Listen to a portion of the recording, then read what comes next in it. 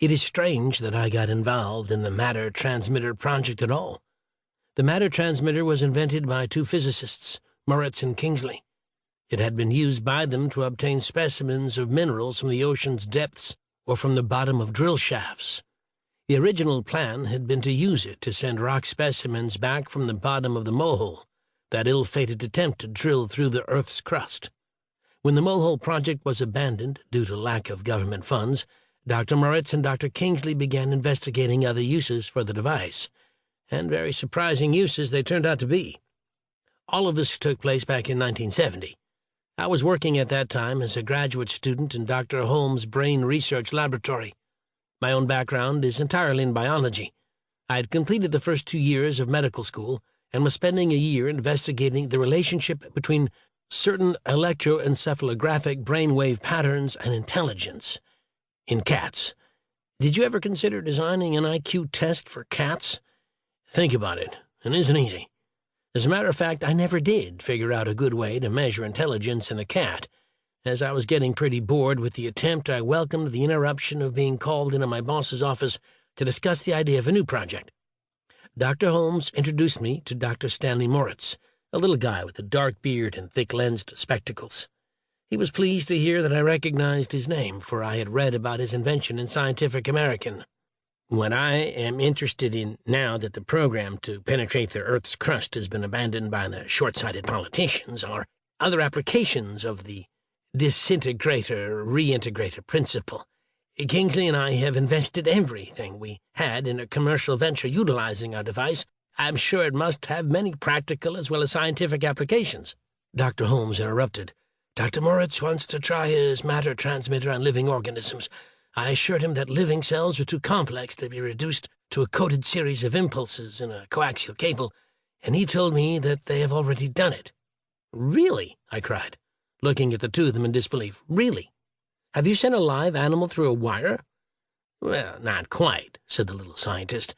What I mean is, he continued, the subject sample is not itself transmitted through the cable. The specimen is disintegrated completely. The energy released is used to generate the signals and power the reintegrator at the receiving end. He got up and went to the blackboard at the end of the room. As he talked, he illustrated his remarks with a series of vague geometric shapes and arrows. I've seen my professors of chemistry and psychiatry use the same hieroglyphics. They aren't intended to represent real things but concepts and ideas. The object to be transmitted is torn down by the disintegrator beam, atom by atom. The position of each atom is recorded and transmitted to the reintegrator unit over the connecting wires.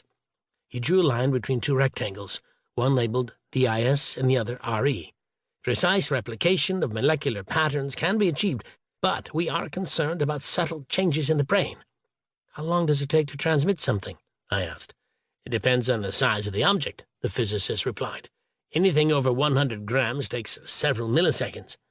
Is that all? I exclaimed. Only a few thousandths of a second? I'm concerned about the effect of the time factor on the brain of a large animal. No, he answered confidently. We could transmit any large animal in less than 10 seconds.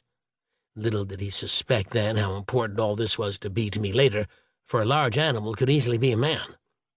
We discussed methods of studying experimental animals that had already been sent down the wire in Moritz's laboratory. I agreed to drive out to Santa Monica the next day to collect animal specimens and, incidentally, view the apparatus. The Santa Monica lab turned out to be part of a large factory complex close to the ocean.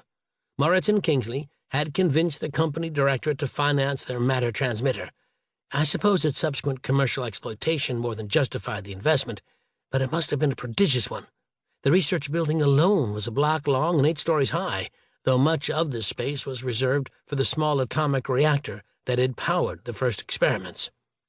In the main lab, I was introduced to Dr. Kingsley, a very large blond man in his early 30s. He was the mathematical mind that had worked out the molecular atomic pulse code without which an object put into one end of the matter transmitter would come out the other end a formless blob. Kingsley took my hand in a powerful grip.